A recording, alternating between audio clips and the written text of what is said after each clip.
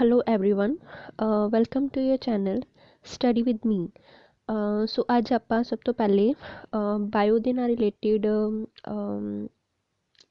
Topic ਦੀ ਗੱਲ ਕਰਾਂਗੇ, ਜਿਹਦੇ ਵਿੱਚ ਕਿ ਆਪਾਂ ਗੱਲ ਕਰਾਂਗੇ ਕਿ ਬਾਇਓ ਕੀ ਚੀਜ਼ ਹੈ ਔਰ ਬਾਇਓ ਦੀਆਂ ਬ੍ਰਾਂਚਿਸ ਕਿਹੜੀਆਂ ਨੇ ਔਰ ਉਹਨਾਂ ਦੇ ਕੀ ਫਾਇਦੇ ਹੈਗੇ ਆ ਸਾਡੇ ਲਈ।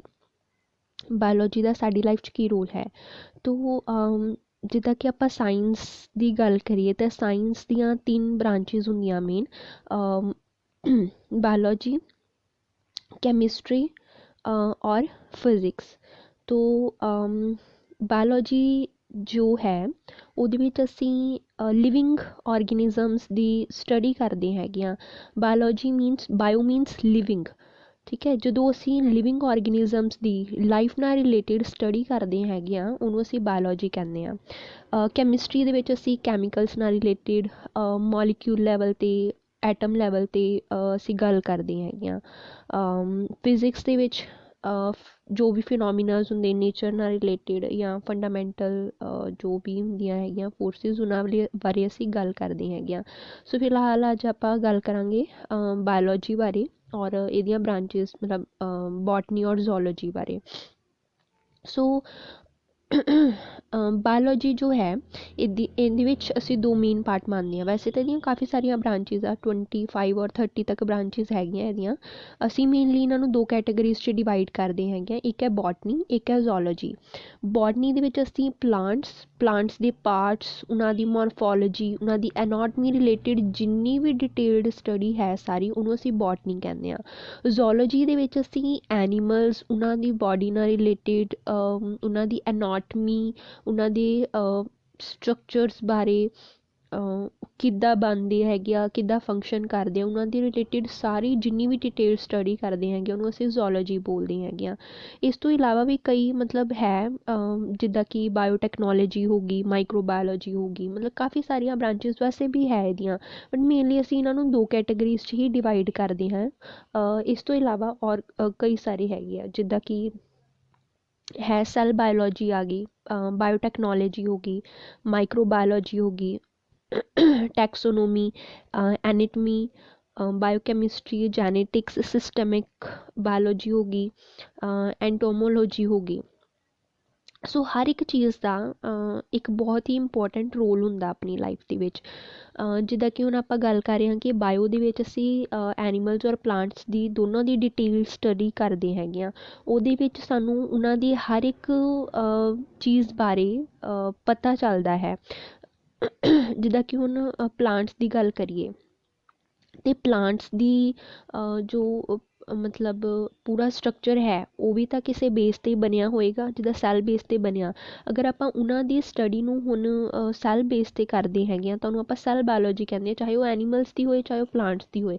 ਅਗਰ ਅਸੀਂ ਉਹਨਾਂ ਦੀ ਸਟੱਡੀ ਸੈੱਲ ਬੇਸ 'ਤੇ ਕਰਦੇ ਹੈਗੇ ਕਿ ਸੈੱਲਸ ਕਿੱਦਾਂ ਬਣੇ, ਸੈੱਲਸ ਦੇ ਵਿੱਚ ਕੀ ਹੁੰਦਾ ਹੈਗਾ ਆ, ਸੈੱਲਸ ਦੀ ਮਤਲਬ ਕੰਪੋਜੀਸ਼ਨ ਕੀ ਹੈਗੀ ਆ, ਉਹਨੂੰ ਅਸੀਂ ਸੈੱਲ ਬਾਇਓਲੋਜੀ ਬੋਲ ਦਿੰਦੇ ਹੈਗੇ ਆ। ਫਿਰ ਹੈ ਬਾਇਓਟੈਕਨੋਲੋਜੀ।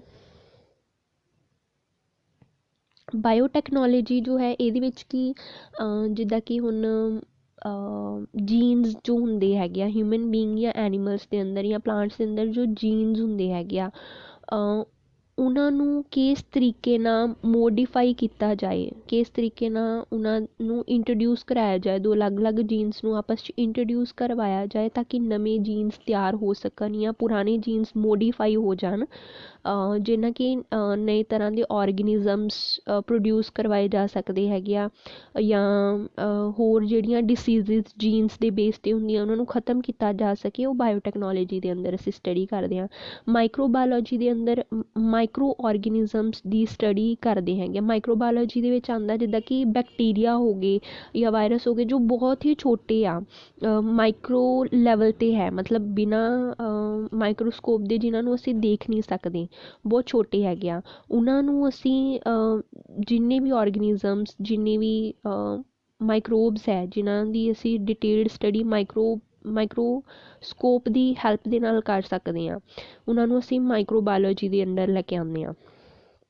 ਉਹਨਾਂ ਦੀ ਫੰਕਸ਼ਨਿੰਗ ਕਿੱਦਾਂ ਹੁੰਦੀ ਹੈਗੀ ਆ, ਉਹ ਬਣਦੇ ਕਿੱਦਾਂ ਹੈਗੇ ਆ, ਐਕਟੀਵਿਟੀਜ਼ ਕਿੱਦਾਂ ਹੁੰਦੀਆਂ ਆ, ਕਿੱਥੇ ਕਿੱਥੇ ਉਹਨਾਂ ਦਾ ਰੋਲ ਹੁੰਦਾ, ਉਹ ਸਾਰਾ ਮਾਈਕਰੋਬਾਇਓਲੋਜੀ ਦੇ ਅੰਦਰ ਆਉਂਦਾ। ਫਿਰ ਹੈ ਟੈਕਸੋਨੋਮੀ। ਟੈਕਸੋਨੋਮੀ ਦੇ ਵਿੱਚ ਪਲਾਂਟਸ ਦੀਆਂ ਜਾਂ ਐਨੀਮਲਸ ਦੀਆਂ ਸਪੀਸ਼ੀਜ਼, ਉਹਨਾਂ ਦਾ ਆਪਸ 'ਚ ਪੁਰਾਣੇ ਟਾਈਮ 'ਚ ਪਾਸਟ 'ਚ ਕੀ ਰਿਲੇਸ਼ਨਸ਼ਿਪ ਰਿਹਾ ਹੋਏਗਾ, ਕਿਸ ਤਰੀਕੇ ਨਾਲ ਉਹਨਾਂ 'ਚ ਡਿਵੈਲਪਮੈਂਟ ਹੋਈ, ਉਹ ਸਭ ਟੈਕਸੋਨੋਮੀ ਦੇ ਅੰਦਰ ਆਉਂਦਾ ਹੈਗਾ ਆ। ਕਿ ਪਾਸਟ ਉਹਨਾਂ ਦੀ ਲਾਈਫ ਦੀ ਕਰੈਕਟਰਸ ਕਿੱਦਾਂ ਦੇ, ਫੀਚਰਸ ਕਿੱਦਾਂ ਦੇ ਰਹੇ ਹੋਗੇ, ਉਹ ਔਰਗੈਨਿਜ਼ਮਸ ਕਿੱਦਾਂ ਦੇ ਹੈਬੀਟੈਟ 'ਚ ਰਹਿੰਦੇ ਹੋ, ਕਿੱਦਾਂ ਉਹ ਸਰਵਾਈਵ ਕਰਦੇ ਹੋਣਗੇ, ਉਹਨਾਂ ਸਾਰਿਆਂ ਨਾਲ ਰਿਲੇਟਿਡ ਜੋ ਹੈ ਉਹ ਅਸੀਂ ਟੈਕਸੋਨੋਮੀ ਦੇ ਅੰਦਰ ਪੜ੍ਹਦੇ ਹੈਗੇ ਹਾਂ। ਔਰ ਜਿੱਦਾਂ ਕਿ ਉਹ ਔਰਗੈਨਿਜ਼ਮਸ ਦੇ ਅੰਦਰ ਇਨਵਾਇਰਮੈਂਟ ਦੇ ਵਿੱਚ ਆਉਣ ਵਾਲੇ ਚੇਂਜਿਸ ਨਾਲ ਖੁਦ ਵੀ ਕਈ ਚੇਂਜਿਸ ਆਏ, ਮਤਲਬ ਜੋ ਇਨਵਾਇਰਮੈਂਟ ਦੇ ਅੰਦਰ ਚੇਂਜਿਸ ਆਏ ਉਹਨਾਂ ਨੂੰ ਅਗਰ ਉਹਨਾਂ ਔਰਗੈਨਿਜ਼ਮਸ ਨੇ ਅਡੈਪਟ ਕੀਤਾ ਅਤੇ ਉਹਦੇ ਅਕੋਰਡਿੰਗ ਸਰਵਾਈਵ ਕਰਨਾ ਸ਼ੁਰੂ ਕੀਤਾ, ਉਹਨੂੰ ਅਸੀਂ ਐਵੋਲਿਊਸ਼ਨ ਕਹਿ ਦਿੰਦੇ ਹਾਂ। ਉਹਦੀ ਵੀ ਸਟੱਡੀ ਅਸੀਂ ਟੈਕਸੋਨੋਮੀ ਦੇ ਅੰਦਰ ਹੀ ਕਰਦੇ ਹੈਗੇ ਹਾਂ। ਐਨਾਟੋਮੀ ਦੇ ਵਿੱਚ ਇੰਟਰਨਲ ਸਟਰਕਚਰਸ ਦੀ ਗੱਲ ਕੀਤੀ ਜਾਂਦੀ ਆ, ਚਾਹੇ ਉਹ ਪਲਾਂਟਸ ਹੋਣ, ਚਾਹੇ ਉਹ ਐਨੀਮਲਸ ਹੋਣ। ਹੁਣ ਦੇਖਣ 'ਤੇ ਫਿਜ਼ੀਕਲ ਸਟਰਕਚਰ ਜੋ ਉਹਨਾਂ ਦੀ ਫਿਜ਼ੀਕਲ ਅਪੀਅਰੈਂਸ ਹੈ ਉਹ ਤਾਂ ਕੁਛ ਹੋਰ ਹੁੰਦੀ ਹੈਗੀ ਆ, ਬਟ ਉਹ ਸਾਰੇ ਬਣਦੇ ਤਾਂ ਸੈਲਸ ਦੇ ਨਾਲ ਹੈਗੇ ਆ। ਉਹਨਾਂ ਦਾ ਇੰਟਰਨਲ ਸਟਰਕਚਰ ਕਿੱਦਾਂ ਦਾ ਆ, ਪੂਰੀ ਸਿਸਟਮ ਦੀ ਅਰੇਂਜਮੈਂਟ, ਚਾਹੇ ਐਨੀਮਲ ਬੋਡੀ 'ਚ ਹੋਏ ਚਾਹੇ ਪਲਾਂਟ ਬੋਡੀ 'ਚ ਹੋਏ, ਪੂਰੇ ਸਿਸਟਮ ਦੀ ਮੈਨੇਜਮੈਂਟ ਕਿੱਦਾਂ ਹੁੰਦੀ ਆ, ਉਹ ਸਾਰਾ ਅਸੀਂ ਪੜ੍ਹਦੇ ਹਾਂ ਐਨਾਟਮੀ ਦੇ ਵਿੱਚ, ਐਨਾਟਮੀ ਦੇ ਵਿੱਚ। ਨੈਕਸਟ ਹੈ ਬਾਇਓਕੈਮਿਸਟਰੀ। ਬਾਇਓਕੈਮਿਸਟਰੀ ਦੇ ਵਿੱਚ ਅਸੀਂ ਜਿੱਦਾਂ ਲਿਵਿੰਗ ਔਰਗੈਨਿਜ਼ਮਸ ਦੇ ਅੰਦਰ ਪਾਏ ਜਾਣ ਵਾਲੇ ਜਿਹੜੇ ਮੋਲੀਕਿਊਲਸ ਹੈ, ਕੈਮੀਕਲਸ ਹੈ, ਉਹਨਾਂ ਦੀ ਸਟੱਡੀ ਨੂੰ ਅਸੀਂ ਬਾਇਓਕੈਮਿਸਟਰੀ ਕਹਿੰਦੇ ਹਾਂ। Bio related to living, chemistry means chemicals ਦੀ ਸਟੱਡੀ। ਹੁਣ ਜਿੱਦਾਂ ਅਸੀਂ ਔਰਗੈਨਿਜ਼ਮਸ ਹੈਗੇ ਹਾਂ, ਹਿਊਮਨ ਬੀਇੰਗ ਲੈ ਲਓ, ਚਾਹੇ ਐਨੀਮਲਸ ਲੈ ਲਓ, ਚਾਹੇ ਪਲਾਂਟਸ ਦੀ ਗੱਲ ਕਰੀਏ, ਇਹਨਾਂ ਸਾਰਿਆਂ ਦੇ ਵਿੱਚ ਫੰਕਸ਼ਨ ਕਰਨ ਦੇ ਲਈ ਐਨਰਜੀ ਚਾਹੀਦੀ ਹੈਗੀ ਆ। ਔਰ ਉਹ ਐਨਰਜੀ ਕਿੱਥੋਂ ਮਿਲਦੀ ਹੈਗੀ, ਕਾਰਬੋਹਾਈਡਰੇਟ, ਪ੍ਰੋਟੀਨ ਵਗੈਰਾ ਤੋਂ ਮਿਲਦੀ ਆ। ਸੋ ਕਾਰਬੋਹਾਈਡਰੇਟ, ਪ੍ਰੋਟੀਨ ਵਗੈਰਾ ਕੀ ਹੈਗੇ ਆ, ਸਾਰੇ ਉਹ ਕੈਮੀਕਲ ਹੀ ਤਾਂ ਹੈ। ਕਾਰਬਨ, ਹਾਈਡਰੋਜਨ, ਆਕਸੀਜਨ, ਨਾਈਟ੍ਰੋਜਨ, ਇਹਨਾਂ ਸਾਰਿਆਂ ਨਾਲ ਮਿਲ ਕੇ ਹੀ ਤਾਂ ਬਣਦੇ ਹੈਗੇ ਆ। ਸੋ ਉਹਨਾਂ ਦੀ ਸਟੱਡੀ, ਡਿਟੇਲਡ ਸਟੱਡੀ ਨੂੰ ਅਸੀਂ ਬਾਇਓਕੈਮਿਸਟਰੀ ਕਹਿੰਦੇ ਹਾਂ। ਨੈਕਸਟ ਹੈ ਜੈਨੇਟਿਕਸ। ਜੋ ਜੈਨੇਟਿਕਸ ਹੈ ਇਹਦੇ ਵਿੱਚ ਅਸੀਂ ਜਿਹੜੇ ਜੀਨਸ ਇੱਕ ਜਨਰੇਸ਼ਨ ਤੋਂ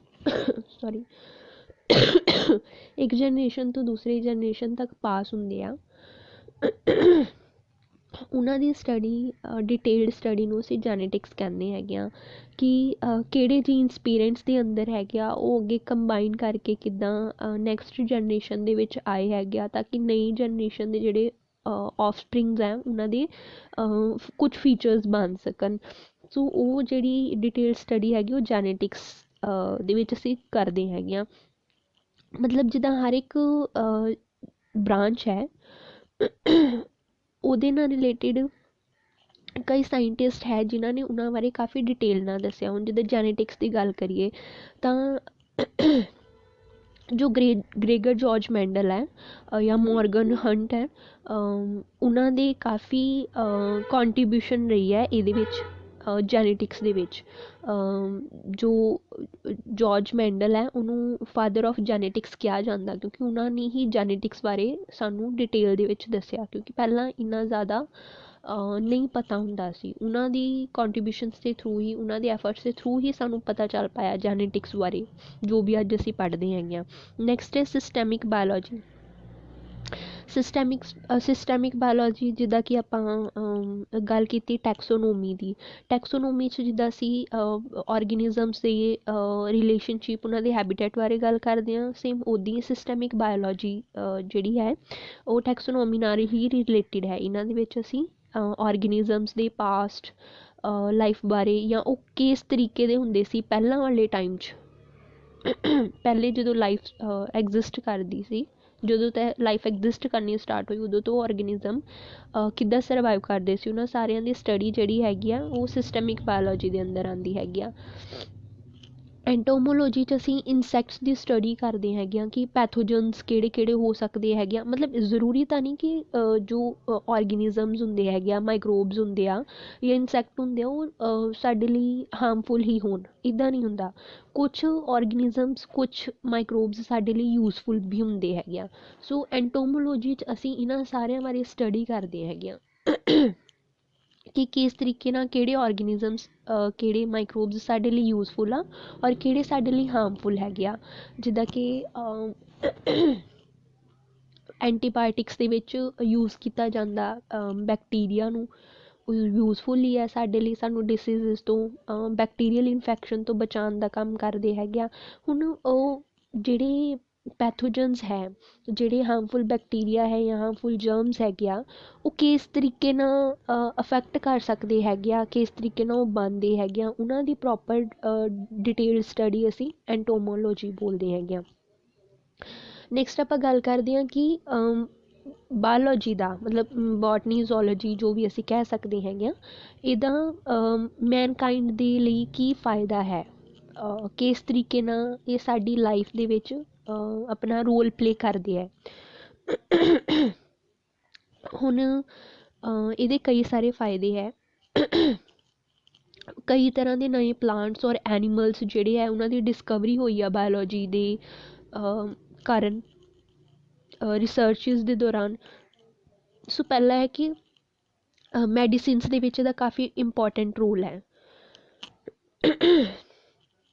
ਕਿ ਜਿੱਦਾਂ ਕਈ ਸਾਰੀਆਂ ਬਹੁਤ ਡਿਸੀਜ਼ਿਸ ਫੈਲਦੀਆਂ ਹੈਗੀਆਂ ਔਰ ਇਹਨਾਂ ਡਿਸੀਜ਼ਿਸ ਦੇ ਕੋਜ਼ੀਟਿਵ ਔਰਗੈਨਿਜ਼ਮ ਕਿਹੜੇ ਆ, ਮਤਲਬ ਕਿਹਨਾਂ ਕਰਕੇ ਬਿਮਾਰੀਆਂ ਲੱਗਦੀਆਂ ਹੈਗੀਆਂ ਔਰ ਉਹਨਾਂ ਨੂੰ ਕਿਸ ਤਰੀਕੇ ਨਾਲ ਟਰੀਟ ਕੀਤਾ ਜਾ ਸਕਦਾ ਹੈਗਾ ਆ, ਕਿਹਨਾਂ ਮੈਡੀਸਿਨਸ ਨੂੰ ਯੂਜ਼ ਕਰਕੇ ਠੀਕ ਕੀਤਾ ਜਾ ਸਕਦਾ, ਕਿਉਰ ਕੀਤਾ ਜਾ ਸਕਦਾ, ਉਹਨਾਂ ਦੇ ਰਿਲੇਟਿਡ ਅਸੀਂ ਸਾਰਾ ਬਾਇਓਲੋਜੀ ਦੇ ਵਿੱਚ ਹੀ ਤਾਂ ਪੜ੍ਹਦੇ ਹੈਗੇ ਹਾਂ ਕਿ ਕਿਸ ਤਰੀਕੇ ਨਾਲ ਔਰਗੈਨਿਜ਼ਮਸ ਬੋਡੀ ਨੂੰ ਅਫੈਕਟ ਕਰਦੇ ਹੈਗੇ ਆ ਔਰ ਕਿਸ ਤਰੀਕੇ ਨਾਲ ਮੈਡੀਸਿਨਸ ਨੂੰ ਯੂਜ਼ ਕਰਕੇ ਮਤਲਬ ਉਹਨਾਂ ਦੇ ਅਫੈਕਟ ਨੂੰ ਖ਼ਤਮ ਕੀਤਾ ਜਾ ਸਕਦਾ ਅਤੇ ਆਪਣੇ ਆਪ ਨੂੰ ਬਿਮਾਰੀਆਂ ਤੋਂ ਬਚਾਇਆ ਜਾ ਸਕਦਾ ਹੈ। Next role in the research and medical practices. ਹੁਣ ਕਈ ਸਾਰੀਆਂ ਰਿਸਰਚਿਸ ਚੱਲ ਰਹੀਆਂ ਹੈਗੀਆਂ ਬਾਇਓਲੋਜੀ ਨਾਲ ਰਿਲੇਟਿਡ ਹੀ ਆ, ਇਹ ਕਈ ਸਾਰੀਆਂ ਰਿਸਰਚਿਸ ਚੱਲਦੀਆਂ ਹੈਗੀਆਂ ਜਿੱਦਾਂ ਕਿ ਕਈ ਸਾਰੀਆਂ ਡਿਸੀਜ਼ਿਜ਼ ਹੈ, ਕਈ ਸਾਰੀਆਂ ਹੋਰ ਪ੍ਰੋਬਲਮਸ ਹੈ ਜਿਨ੍ਹਾਂ ਨੂੰ ਖ਼ਤਮ ਕਰਨ ਦੇ ਲਈ ਉਹਨਾਂ ਦੇ ਉੱਤੇ ਕੰਮ ਕੀਤਾ ਜਾ ਰਿਹਾ ਹੈ। ਜਿੱਦਾਂ ਕਿ ਜੀਨ ਥੈਰੇਪੀ ਦੀ ਗੱਲ ਕਰ ਲਈਏ, ਜੀਨ ਥੈਰੇਪੀ ਵੀ ਤਾਂ ਇੱਦਾਂ ਸਟਾਰਟ ਹੋਈ ਸੀ ਕਿ ਅਗਰ ਡਿਫੈਕਟਿਵ ਜੀਨਸ ਹੋਣ ਹਿਊਮਨ ਬੀਂਗ ਦੇ ਅੰਦਰ, ਅਗਰ ਡਿਫੈਕਟਿਵ ਜੀਨਸ ਹੋਣ ਉਹਦੇ ਨਾਲ ਕਈ ਤਰ੍ਹਾਂ ਦੇ ਡਿਸऑਰਡਰਸ ਕ੍ਰੀਏਟ ਹੋ ਸਕਦੇ, ਜੈਨੇਟਿਕ ਡਿਸऑਰਡਰਸ ਹੋ ਸਕਦੇ ਆ ਜਿਹਦੇ ਨਾਲ ਇੱਕ ਪਰਸਨ ਨੂੰ ਪੂਰੀ ਲਾਈਫ ਮਤਲਬ ਮੁਸ਼ਕਿਲਾਂ ਦਾ ਸਾਹਮਣਾ ਕਰਨਾ ਪੈਂਦਾ, ਉਸ ਡਿਸऑਰਡਰ ਦੇ ਨਾਲ ਸਰਵਾਈਵ ਕਰਨਾ ਪੈਂਦਾ ਔਰ ਕਈ ਵਾਰ ਤਾਂ ਸਰਵਾਈਵ ਕਰਨਾ ਹੀ ਮੁਸ਼ਕਿਲ ਹੋ ਜਾਂਦਾ, ਪਰਸਨ ਦੀ ਡੈਥ ਹੋ ਜਾਂਦੀ ਆ। ਸੋ ਇਹਨਾਂ ਕੇਸਿਸ ਦੇ ਵਿੱਚ ਉਸ ਪਰਸਨ ਨੂੰ ਬਚਾਉਣ ਦੇ ਲਈ ਮਤਲਬ ਨਈ ਜੀਨਸ ਜਾਂ ਪੁਰਾਣੀ ਜੀਨਸ ਨੂੰ ਕਿੱਦਾਂ ਠੀਕ ਕੀਤਾ ਜਾ ਸਕਦਾ ਹੈ ਔਰ ਨਈ ਜੀਨਸ ਕਿੱਦਾਂ ਪ੍ਰੋਡਿਊਸ ਕੀਤੇ ਜਾ ਸਕਦੇ ਹੈ, ਉਹਨਾਂ ਬਾਰੇ ਸਾਰੀ ਰਿਸਰਚ ਹੁੰਦੀ ਆ। ਸੋ ਇਹਦਾ ਰਿਸਰਚ ਵੀ ਕਾਫੀ ਇੰਪੋਰਟੈਂਟ ਰੋਲ ਹੈ। Next role in crop yielding, crop production ਦੇ ਵਿੱਚ ਵੀ ਇਹਦਾ ਕਾਫੀ ਰੋਲ ਹੈ। ਗ੍ਰੀਨ ਰੈਵੋਲਿਊਸ਼ਨ ਦੇ ਵਿੱਚ ਕਿ ਪਹਿਲੇ ਬਹੁਤ ਜ਼ਿਆਦਾ ਕਰੋਪ ਪ੍ਰੋਡਕਸ਼ਨ ਨਹੀਂ ਹੁੰਦੀ ਸੀ ਜਿਹਦੇ ਨਾਲ ਕਿ ਪੂਰੇ ਵਰਲਡ ਦੇ ਲਈ ਜਿੰਨੀ ਵੀ ਫੂਡ ਰਿਕੁਆਇਰਮੈਂਟ ਸੀ ਉਹ ਕੰਪਲੀਟ ਨਹੀਂ ਹੋ ਪਾਉਂਦੀ ਸੀ। ਸੋ ਟਾਈਮ ਦੇ ਨਾਲ ਨਾਲ ਪਲਾਂਟਸ ਦੀ ਕੁਆਲਿਟੀ ਨੂੰ ਅੱਛਾ ਬਣਾਉਣ ਦੇ ਲਈ ਉਹਨਾਂ ਦੇ ਜੀਨਸ ਨੂੰ ਥੋੜ੍ਹਾ ਚੇਂਜ ਕੀਤਾ ਗਿਆ, ਥੋੜ੍ਹਾ ਮੋਡੀਫਾਈ ਕੀਤਾ ਗਿਆ, ਜੀਨਸ 'ਚ ਚੇਂਜ ਲਿਆ ਕੇ ਉਹਦੇ ਨਾਲ ਕਰੋਪ ਪ੍ਰੋਡਕਸ਼ਨ ਥੋੜ੍ਹੀ ਅੱਛੀ ਹੋ ਗਈ, ਮਤਲਬ ਅੱਛੀ ਕੁਆਲਿਟੀ ਦੀਆਂ ਕਰੋਪਸ ਗਰੋ ਹੋਣ ਲੱਗ ਗਈਆਂ ਔਰ ਈਲਡਿੰਗ ਅੱਛੀ ਹੋਣ ਲੱਗ ਪਈ, ਮਤਲਬ ਜ਼ਿਆਦਾ ਕੁਆਂਟਿਟੀ 'ਚ ਪ੍ਰੋਡਿਊਸ ਕਰਵਾਈਆਂ ਜਾ ਸਕਦੀਆਂ ਸੀ ਹੁਣ। ਸੋ ਉਸ ਤਰੀਕੇ ਨਾਲ ਮਤਲਬ ਜਿਹੜੀ ਫੂਡ ਰਿਕੁਆਇਰਮੈਂਟ ਸੀ ਉਹ ਵੀ ਹੁਣ ਕਾਫੀ ਹੱਦ ਤੱਕ ਕੰਪਲੀਟ ਹੋ ਚੁੱਕੀ ਆ।